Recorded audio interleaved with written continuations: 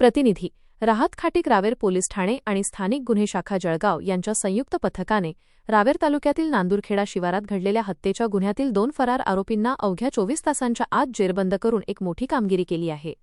Raver police ठाण्यात दाखल गुन्हा नोंदणी क्रमांक 343/2026 नुसार भारतीय न्यायसंहिता 2023च्या कलम 103(1) आणि 3(5) अन्वये हा खुनाचा गुन्हा दाखल करण्यात आला आहे. यातील फिर्यादी शेख सलमान शेख शब्बीर वय 27 वर्षे, व्यवसाय मजुरी, रा. ऐनपूर, तालुका रावेर, हालमुक्काम उचंदा, तालुका मुक्ताईनगर, जिल्हा जळगाव यांनी दिलेल्या फिर्यादीवरून त्यांचा मोठा भाऊ शेख कुर्बान शेख शब्बीर वय 30 वर्षे, रा. ऐनपूर, तालुका रावेर, जिल्हा जळगाव यांच्या खुनाप्रकरणी 12 जुलै 2026 रोजी पहाटेच्या सुमारास गुन्हा दाखल करण्यात आला होता. गुन्ह्याचा तपशील असा की आरोपी गणेश विजय उर्फ संजय घोरपडे वय 25 वर्षे, रा. भोर रेल्वे स्टेशन, रावेर याचे मयताच्या पत्नीसोबत अनैतिक संबंध होते.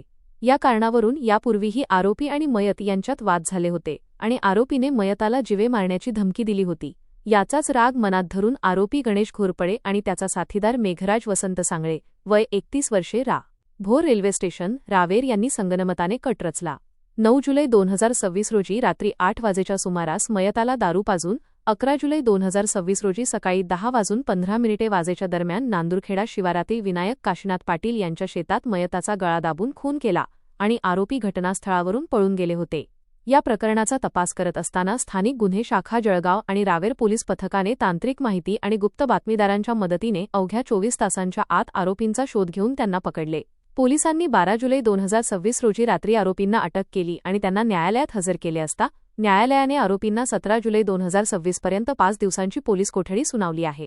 ही कौतुकास्पद कामगिरी जळगावचे पोलीस अधीक्षक श्रीकांत धिवरे, अपर पोलीस अधीक्षक संदीप गावित, फैजपूर उपविभागाचे उपविभागीय पोलीस अधिकारी अनिल बडगुजर आणि रावेर पोलीस ठाण्याचे पोलीस निरीक्षक संदीप पाटील यांच्या मार्गदर्शनाखाली पार पडली.